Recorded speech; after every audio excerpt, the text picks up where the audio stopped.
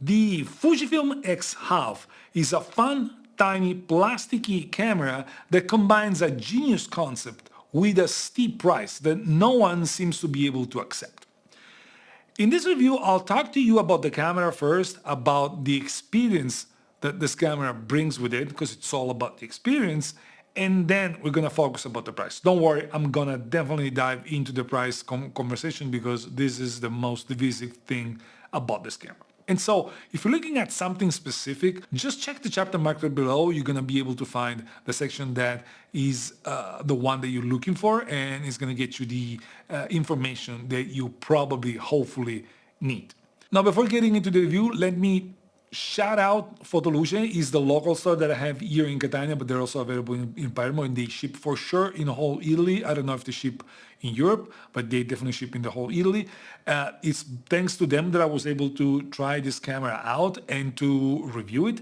And it was important for me I didn't push a video out because I wanted to try it first. This is one of those cameras that you need to try to fully understand what they're all about. And thanks to Fotoluce, they have a test unit that they lent to me for this review, and it's thanks to them that I was able to get this content to you. Go check their website out.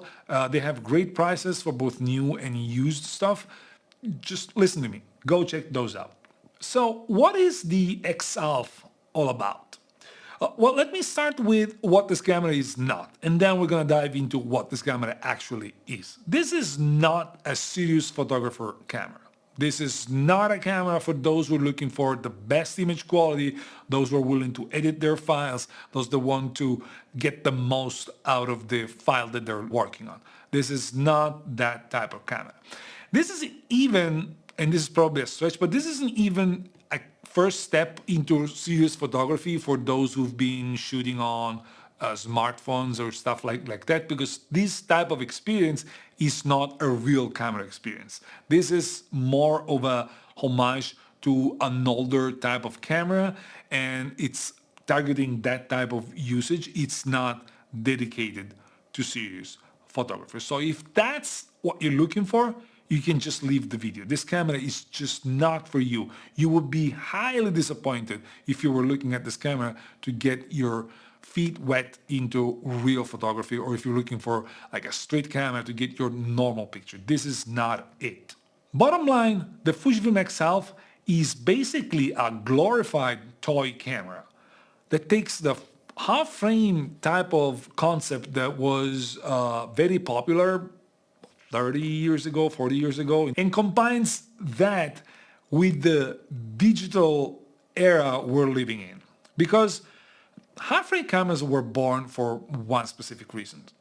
They would shoot in vertical to make sure that you would only use half of the frame that was dedicated to the full frame cameras, the 35mm cameras that you have back in the days, so that instead of your normal 36 roll, you would get 72 pictures out of it. Because by shooting vertical and taking on only half of the space, you would basically double the output. So the half-frame cameras were born to make photography more affordable, even if that meant leaving some of the quality behind. I believe there was no professional half-frame cameras around. They were just for fun, they were just for enthusiasts, they were just for people that were willing to just save some bucks from the photography expenses. In the digital era, however, there's no reason to double your frames.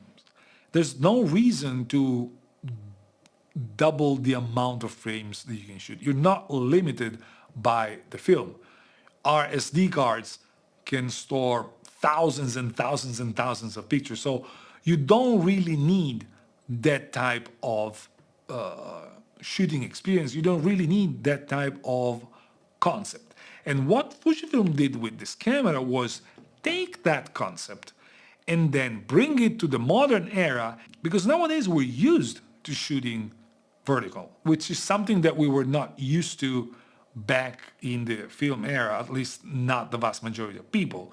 So by putting a vertical sensor in a camera, what what is happening is that we're now putting on the camera something that we are used to use on our normal phones, like something like that. The phone, yes, you can shoot it horizontal, but the vast majority of time we're shooting vertical because of social media, because of Instagram, because of Facebook, because we are looking at content through our phones, and our phones have vertical content. So Fujifilm knew this and was looking for a new sector, something new to bring to the photography game. And so they thought, why not shuffle an old concept, the half-frame camera, mix it with the modern era where everything is vertical, and give people a vertical sensor camera that gets you the old-time experience, which is what a lot of people are looking for, together with a modern way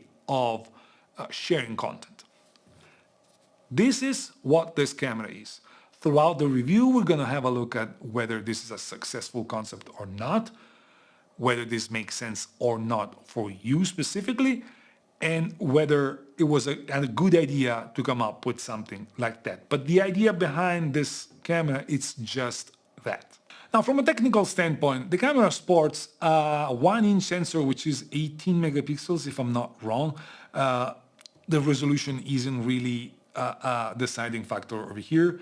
An optical viewfinder over here, very small, and the viewfinder that you just see through, there's nothing inside, you don't see anything within the viewfinder. An f2.8 32 millimeters equivalent lens, which is actually a 28, but because of the cropping, it goes to like a 32 millimeters lens. You get two vertical screens in the back. Each one of them has a specific function that we're going to get into in a second. Very few controls because this camera is stripped down, and given the size, you couldn't fit that many controls in the camera anyways. And from a control standpoint, you only get basically an exposure compensation dial on the top, an on and off switch, of course, a still movie switch. You get a play button and you get a flash switch here, and this film lever that you see over here. This film advance lever is what enables the fun of using this camera, because yes, you can shoot normal, and you would just take normal picture, vertical pictures if you're shooting like this, or horizontal if you're shooting like this. But this is not, in my opinion, this is not the point of this camera. This is not the main point of this camera. What you get, on the other hand, is that by using the lever, depending on which mode you're in, you get access to a different type of usage. And while you're shooting normally, once you pull that lever, what this camera is going to do is it's going to store your first picture on the left and put the next picture that you shoot on the right, giving you an horizontal frame composed by two vertical frames. You basically shoot, pull the lever, shoot another picture, and you're going to get that combined picture. It's going to take a couple of seconds to put it all together. And the good thing is you also get, doesn't only save the composed picture, but it also saves both singular pictures. So if you, in a second moment, you just want the single picture rather than the combined one, you can still use them. And while you're doing that, you can choose what color the background needs to be, the type of frame that is going to be shown in between the two pictures.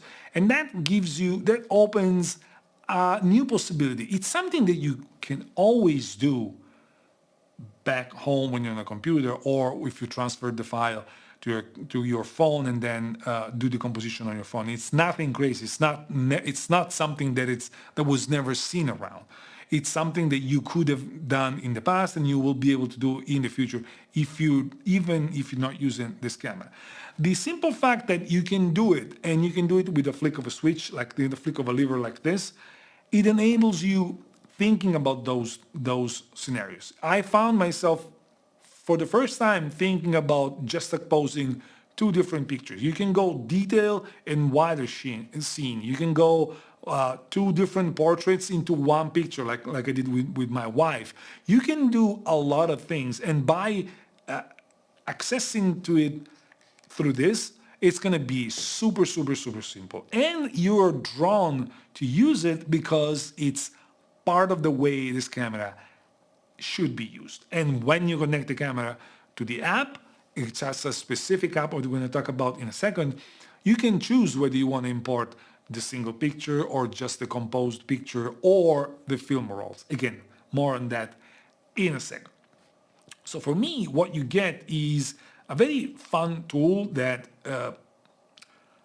gets you that additional possibility of thinking while you're shooting, thinking about already of composing things. And again, you could do that with an app, but it's not the same thing. The tactile feeling that you have of pressing, pulling the lever and pressing again is a different story. Now, the lever itself could have a stronger spring. It's just a spring lever. You don't hear that tension that you used to have when you were moving the film ahead.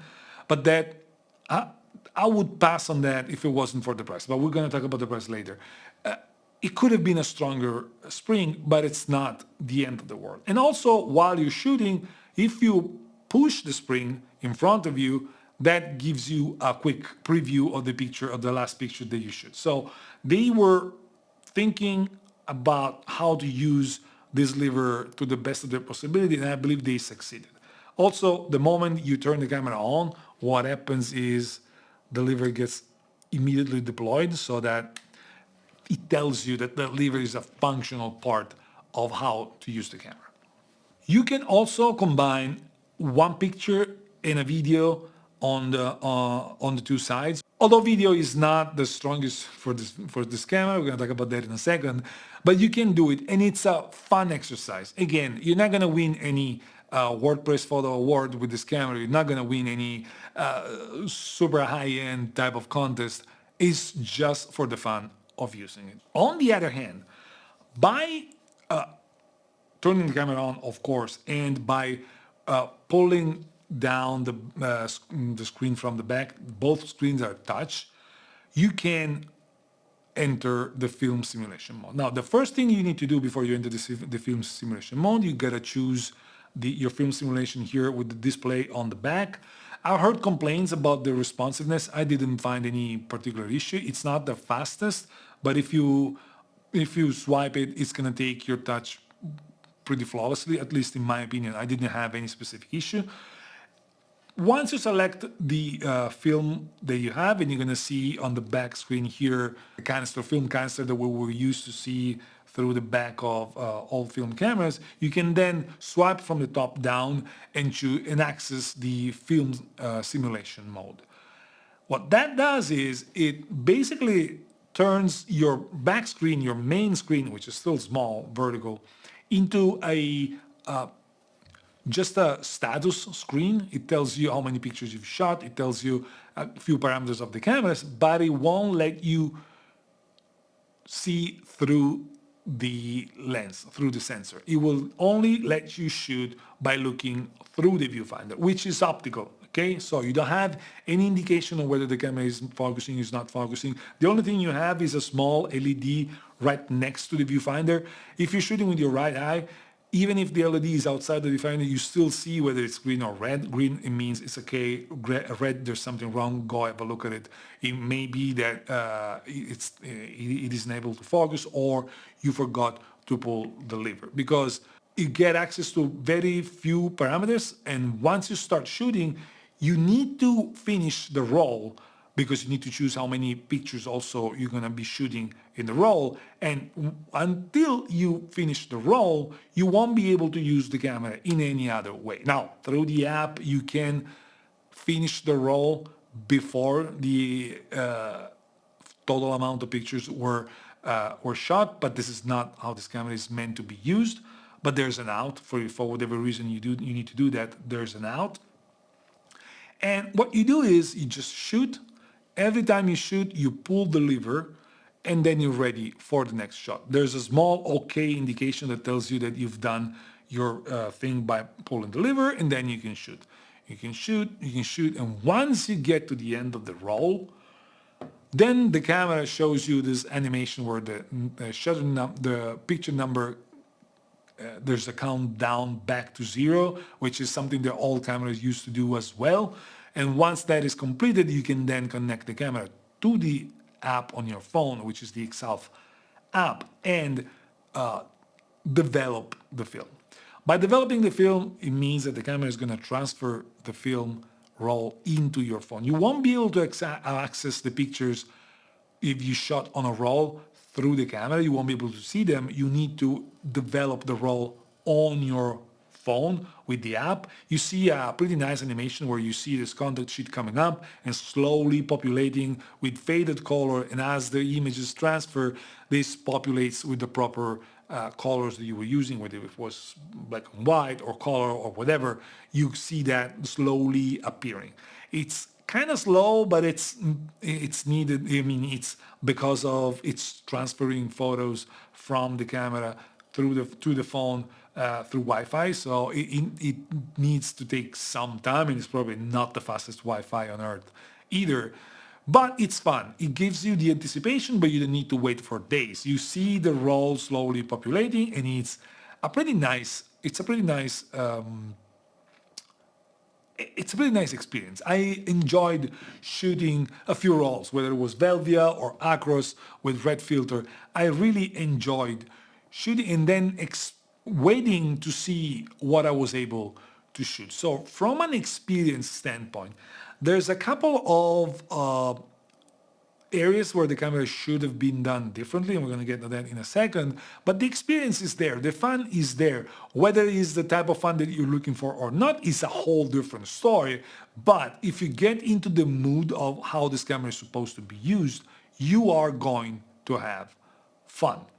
Now, speaking of image quality, of course, you have a 1-inch sensor. It's not going to be the best picture quality of the world. It's not going to be, and you have a fixed lens, which is, yeah, it's good. It's f2.8. It's not a bad lens, but it shows some flaring here and there. It's sharp enough, but it's not like overly sharp. It is usable, but I believe at the end of the day, the final image quality of this camera doesn't really matter too much. And it's not a knock on the image quality of the camera. It's the way the camera is supposed to be used.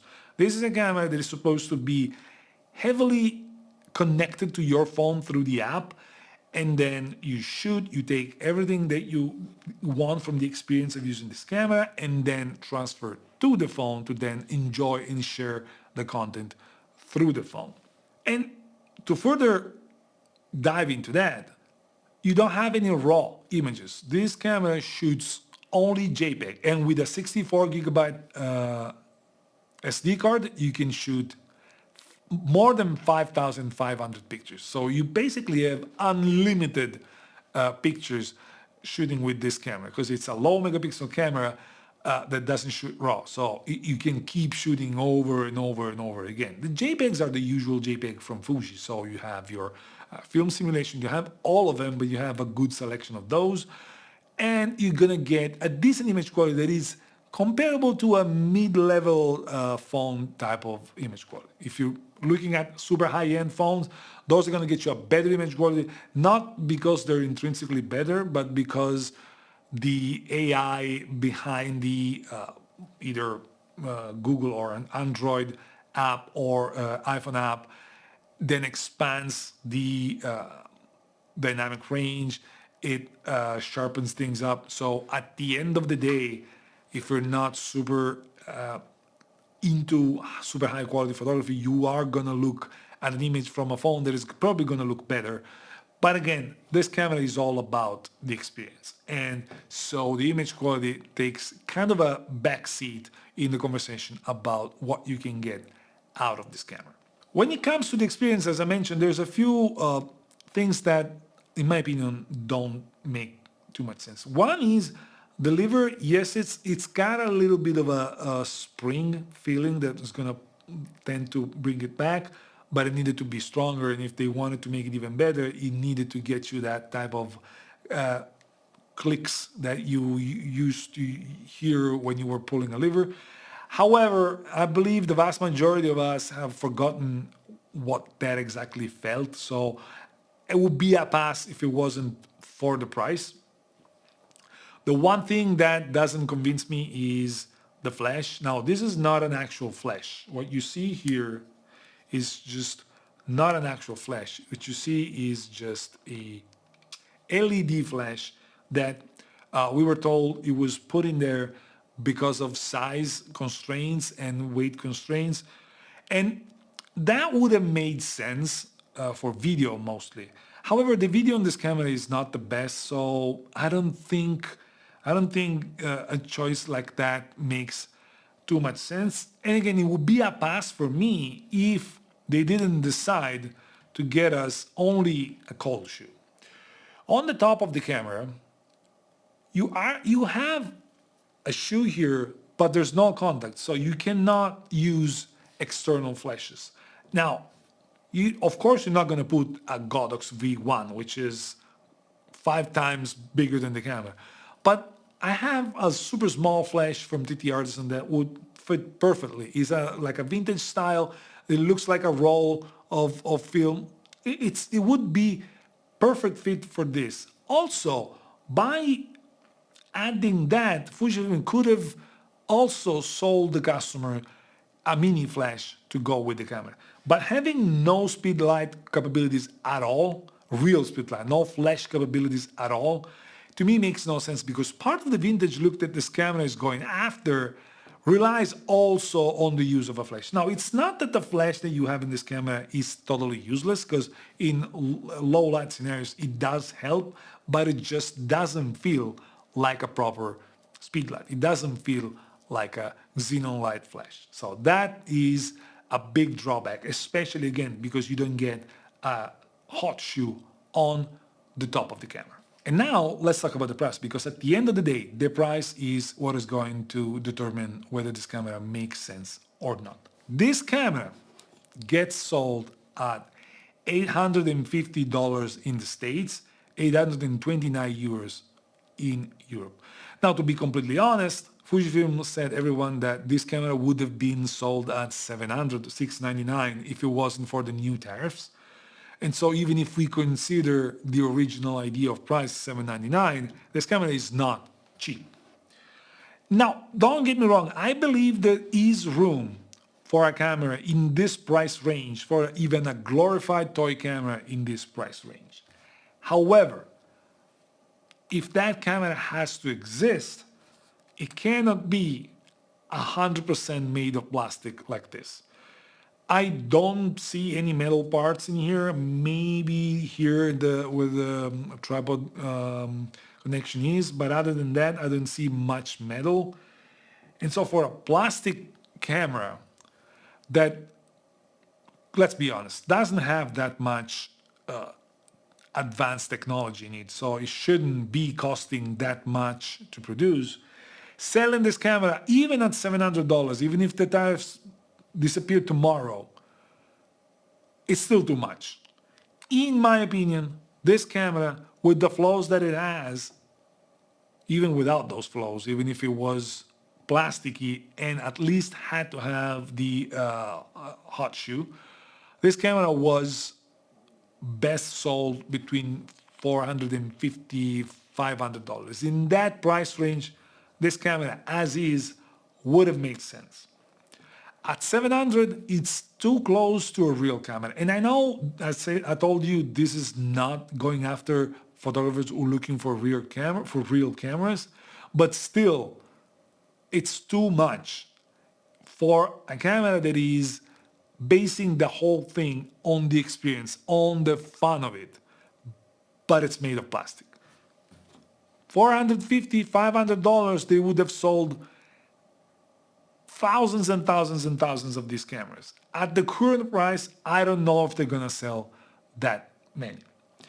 And to be honest, I believe they should have made this one 400 and then on the 400 or 500, and then following up to the success that this camera would have had, because it would have had success, I can promise you that, then build a more premium version made in all metal, which would have probably been heavier than this. This weighs nothing. It's 240 grams with the battery and the SD card. It definitely weighs nothing. Of course, an all metal version would have been heavier, but people, 50 more grams, I think people wouldn't have complained. They could have come with an $850 camera made in all metal with a super premium feel, something that was showing in the display, something more that was going to put this camera as the entry level to this new family of cameras, and then get you the premium feeling once the camera segment was fully established. So I believe there was room for an $850 camera, a premium toy camera if you want, but it needs to be premium. This is not. Unfortunately, this is not. This is a plasticky tool, which is fun. I had a lot of fun, and you had to see my wife's face when I showed this camera to her. She went crazy. If this was a $500 camera, I would have purchased one for her just because of the look that she gave to this camera. This is the type of people that this camera is targeting. People that maybe don't care much about proper photography at all. My wife used to work with me when we were doing wedding, but she has never been passionate about photography, but she definitely loves taking pictures, and this camera would have been perfect for her. And I believe, like her, there's thousands of people around, but not for this price. For $849, I wouldn't purchase this camera for any use. I would rather purchase a smaller camera with interchangeable lenses and go with that. For as much fun as I had, I cannot justify that price for this camera. You either make it 500 and leave it like this, or make it 850 and give me a premium camera. That's it for today. This video was longer than I really expected. I thought this was going to be a 10 minutes video, but I'm not capable of that. At least that's what it looks like. Thank you for watching. Let me know in the comments below if there's anything that I missed, if something that you wanted to know and that I forgot to mention. And then give me a thumbs up, give me a like, subscribe to the channel, because I definitely need your help into expanding this channel and making more videos for you. That's it for today. Ciao, grazie, thank you for watching, and I'll see you in the next one.